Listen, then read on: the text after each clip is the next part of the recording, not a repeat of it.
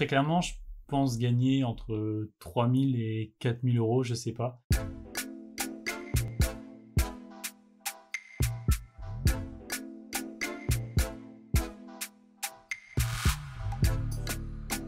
Oui, je l'imagine plus inclusive et moins discriminante parce que pour moi, ce qui fait la force d'une agence, c'est les personnes qu'il y a dedans et c'est en regroupant des personnes qui viennent d'horizons différents, de cultures différentes qui fait qu'une agence est forte, qui fait qu'elle a une personnalité forte. Je pense pas que ça soit une question de RH ou pas, je pense que c'est une question d'identité d'agence. Il y a certaines agences qui vont être plus ouvertes à des profils un peu atypiques. C'est ce qui fait aussi, moi je trouve, leur richesse. Toutes les agences ne se positionnent pas comme ça, mais pour moi c'est quelque chose vers laquelle l'agence du futur doit pencher parce que c'est comme ça qu'elle sera plus intéressante, plus créative.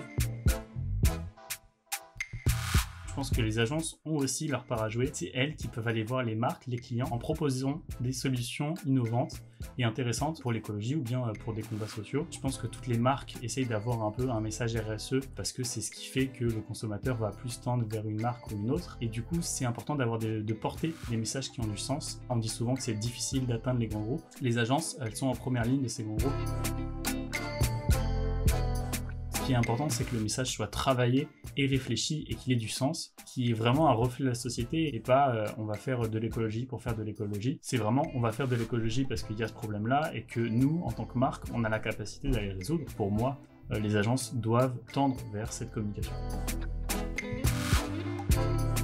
J'ai eu la chance de faire des stages dans des grandes agences et c'est vraiment très intéressant parce qu'on rencontre énormément de monde, on touche à énormément de corps de métier, mais peut-être ce qui manque aux grandes agences et qu'ont les petites agences, c'est ce côté très humain. Moi j'ai la chance de monter en ce moment une association qui s'appelle Ciel avec d'autres étudiants, on fait de la communication étudiante pour des étudiants, on n'est que 12. Et il y a vraiment ce côté humain, on passe notre temps ensemble, on passe des soirées ensemble. Et c'est quelque chose qui n'existe pas dans une grosse agence. Je trouve que toutes les petites agences sont un peu vouées à se faire englober par des gros groupes. Donc je pense travailler dans un grand groupe, mais j'aimerais avoir ce côté humain. Et s'il n'existe pas, je ferai tout pour l'amener, en tout cas. On a tout intérêt à peut-être effacer cette hiérarchie entre les personnes qui travaillent dans l'agence pour mieux travailler et pour mieux pouvoir s'exprimer parce qu'il y a des personnes qui sont peut-être un peu renfermées sur elles-mêmes et qui n'osent pas forcément s'avancer sur certains points alors que généralement elles ont des idées très intéressantes et des points de vue tout à fait pertinents. Donc je pense qu'on a tout intérêt à peut-être essayer d'effacer un peu cette hiérarchie. Très clairement, je pense gagner entre 3000 et 4000 euros, je sais pas. En vrai, le salaire, c'est pas une question tant que je pense que j'ai assez pour vivre. Je pense que ce qui m'intéresse vraiment, c'est de m'épanouir dans ce que je fais, que ce soit avec les personnes avec qui je le fais ou en termes de création. Être un bon communicant, c'est encourager ou créer des initiatives, des actions qui sont soit divertissantes, soit positives pour tout le monde, dans le sens où elles peuvent encourager soit des mouvements sociaux, soit des actions écologiques. Je pense que toutes les marques ne peuvent pas se permettre de tout faire parce qu'elles risquent de se perdre un peu, mais on peut tous impacter la société positivement à travers ce métier de communicant. En tout cas, c'est mon objectif. C'est déjà très bien encadré, mais voilà, je pense que c'est important de poser des limites et un cadre clair. C'est intéressant pour nous en tant que créatifs d'avoir ce genre de contraintes parce que ça nous permet d'aller sur des terrains sur lesquels on n'allait pas forcément, de communiquer sur des choses dont on pensait pas forcément avoir besoin de communiquer. Je pense qu'il faut juste la réglementer et que le consommateur soit bien averti des dangers que ça peut entraîner.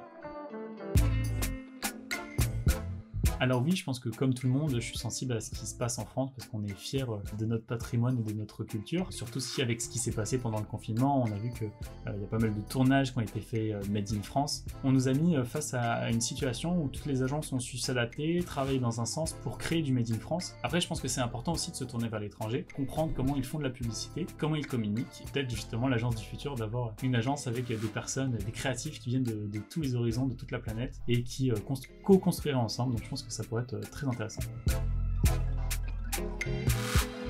Je pense que oui, le ciblage par la data va aller plus loin étant donné que les technologies progressent de jour en jour. Après, je pense que comme tout, ça a des données qui peuvent être utilisées de manière responsable. Je pense par exemple à une application qui s'appelle Be My Eyes. Des personnes malvoyantes peuvent appeler des personnes voyantes pour les aider dans des tâches du quotidien. Et parler de ce genre d'application grâce à la data ciblée, ça pourrait être très intéressant. Donc je pense que la data ciblée peut avoir un impact positif, très clairement.